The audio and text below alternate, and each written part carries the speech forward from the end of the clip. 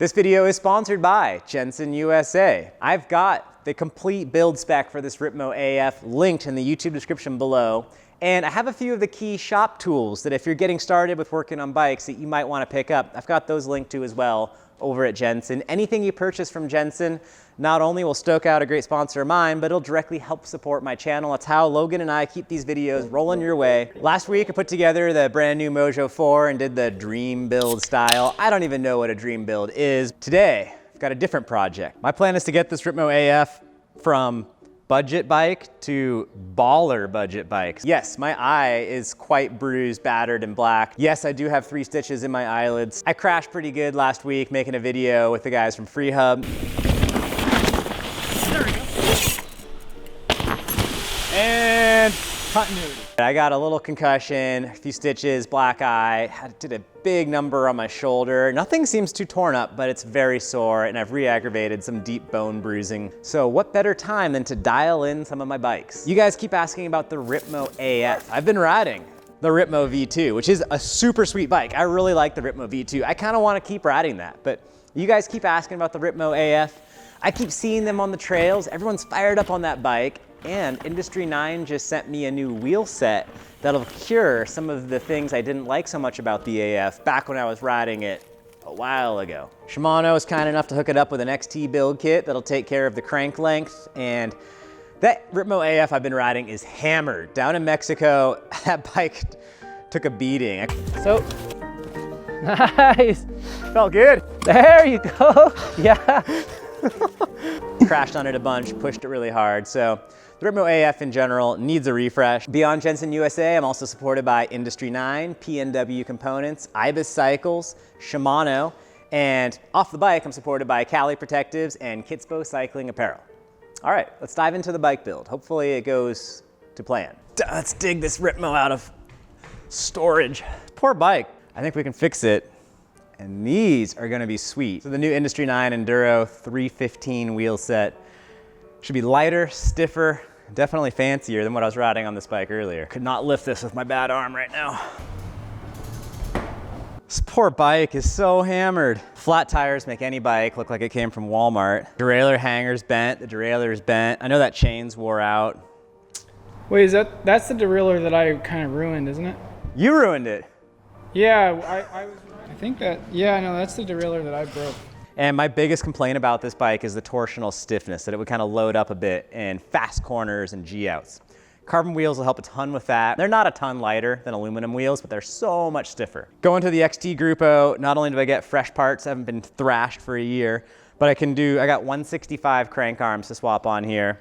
I've got a tiny little 30-tooth chainring, so as I keep working on my dad bod and I'm out of shape from not riding, I can still get up the hills, start working on bikes. First thing everyone needs to work on their bike is a good bike stand. We spent some good money on this one like 15 years ago and it's still holding up today, so buy a good stand. That matchstick, Industry 9 multi-tool. And I probably will just leave the seat posts and saddles on both the bikes. It's kind of annoying, we call them seat posts, but then they're saddles. Shouldn't it be a saddle post? It's a seat tube on the bike. It's not a saddle tube. Deep thoughts. This little DPX2 Primo shock. Cool. So no one really talks about these things, but Shimano makes a universal through axle quick release that fits any bike that uses the Shimano compatible threading on the derailleur hanger. I feel like most mountain bikers are pretty familiar with the endless swap of bike parts from bike to bike.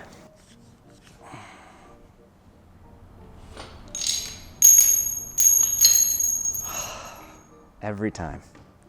Not entirely necessary, but there's a Shimano Quick Link tool to help you pop your Quick Link apart and back together again. And they work real well. There we go. See how easy that was? Did I just curse it all? Bottom bracket's still super smooth. Nice thing about Shimano, their bottom brackets tend to last a long time. All the Shimano bearings are pretty high quality, even in SLX. Someone who's, yeah. Gripping footage of guy cleaning his bike. Oh, once again, I don't need to borrow your Allen key.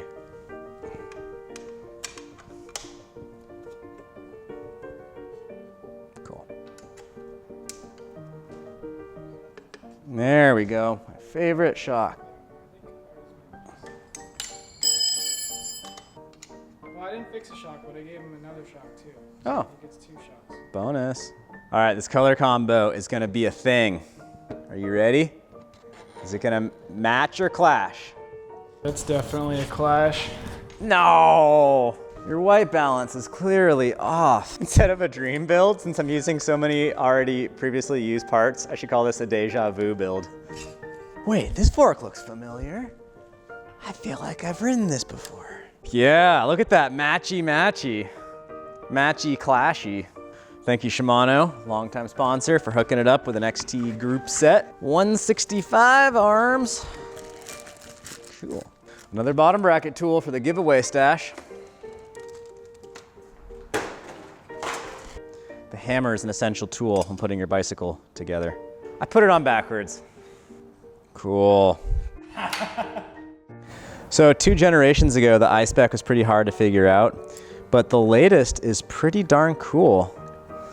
It really cleans up your handlebar, your whole like cockpit significantly, but more important than good looks, it's way more adjustable than the old non-I-Spec was. So that's pretty cool. The P&W loam lever, the most recent one, also utilizes I-Spec.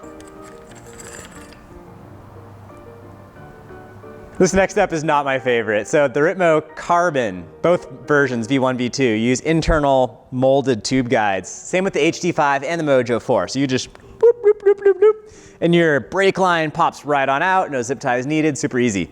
This bike, this is a budget special right here, and there's just holes in the aluminum tube. So you're like trying to fish your brake line out. So hopefully this time it's easier than last time. This is my favorite part of building a bike.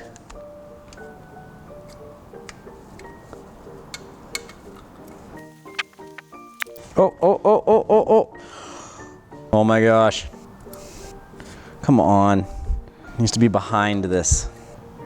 Oh, I got it. Well, this went a lot smoother than last time. It's only been, what, 5 minutes? I don't end up having to pull some hose back through these. Yes.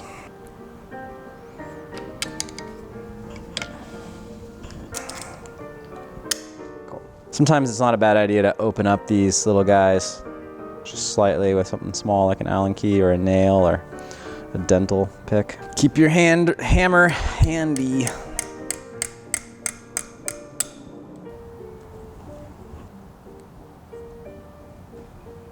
Yeah. Sick. So if anyone's gonna shorten their brake lines, it's not really a hard job, but you might need a new barrel and olive. So I will link to those over at Jensen and the YouTube description below. How many times have you used the box end of your wrench and gotten it stuck on here? This is a Shimano Bleed Kit, works on Shimano brakes. They use mineral oil, so it's not too nasty if it gets all over the place. People keep telling me there's a special tool for this. Really? I haven't found anything that works better. If you're really pro, you back out your free stroke adjuster before you do this. Oh, all right. Should I swap the saddle out? All right, so the disc's gonna be on the left and the tire knobs go out. Hardest part right now, opening plastic bags with the bum shoulder.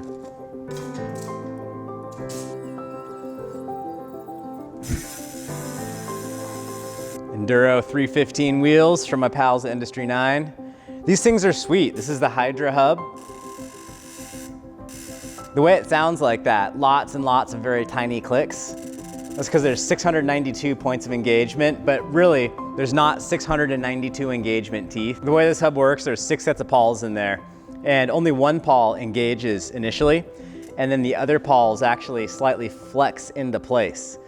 So if you have a setup where all the pawls engage at once, that sounds great in theory, but what ends up happening is as your axle flexes under load, you get one pawl actually engaging, maybe 2, then the other ones will finally snap into place after your bike's settled and unloaded a little bit.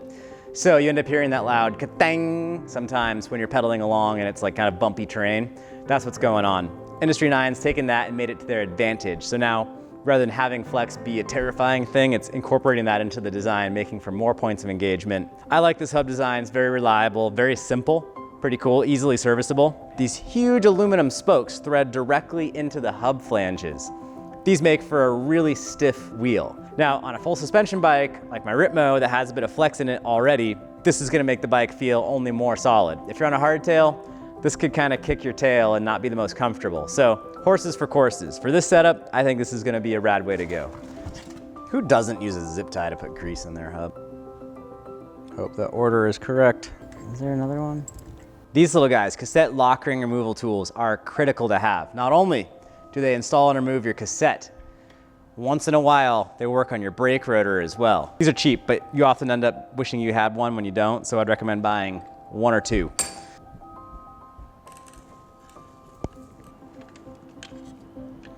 Oh, that looks pretty good. Maybe too tight, I don't know. Which one was it? Oh, no, no, no. Oh, come on. Don't do that to me. That seems better. Okay, cool. So I cut it off right. God. So these chain tools are not super expensive and they are essential if you're gonna put a new chain on. I'll link to these guys in the description below as well. And technically, these are not 100% necessary. You can just put it into gear on your bike and mash on the pedals, but this is how you use your fancy tool.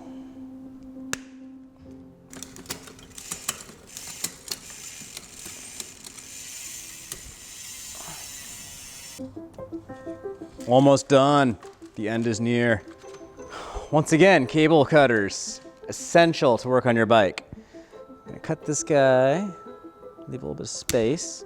So if you don't have cable cutters, it just frays your cable horribly. If you try to use like side cutters, you really need proper cable cutters. All right, this bike's almost done. Grips and then a few final adjustments and she's routable. We got gray, orange, and turquoise. Poor saddle stitching is coming apart. Too bad to take the rear tire off and flip it around. Ugh. There's no way it's done already. I don't think I can ride. Hey. Testing, testing, testing. Yeah, it seemed like that's an endless turning. Yeah. It's the bike. I think this thing came out pretty good.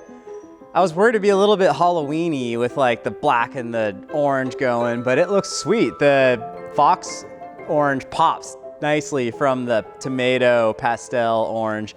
Coming up over the next few months here, I'm gonna get healthy and start riding mountain bikes again. You might see Logan in some videos here. He doesn't know this yet. Sending it while I'm behind the camera, making him look bad. Whoa! Nice. This bike will definitely be a fun one. Thank you all for tuning in. If you have any questions on the tools I'm using, why I'm using them, yada yada, drop them in the comments below. Big thanks to Jensen USA. It's spring. This is a busy time of the year for bike shops. A lot of bike brands are sold out of new bikes. So oftentimes if you have a half decent bike, this is a great time to get it dialed in and kind of revive it and bring it up to its next new life. And yeah. I'm stoked to work with a company like Jensen that has so many of these parts in stock that you need to get your bike working that much better. Thanks to Jensen. I got links below over all the tools I'm using and the full build out of this bike. Additional shout out to Industry 9, the impetus for this project with their Enduro 315 wheel set. Special thanks to Shimano, P&W Components, Kitspo Cycling Apparel, and Cali Protectives. Oh, and of course, Ibis. And Fox did indeed help me out quite a bit with that fork, though I did buy that fork. It was still a great deal. So thanks, Fox. I'm feeling pretty beat up from the shoulder. My back's really going out on me now, so I need to sign off, but I'll see you guys next time.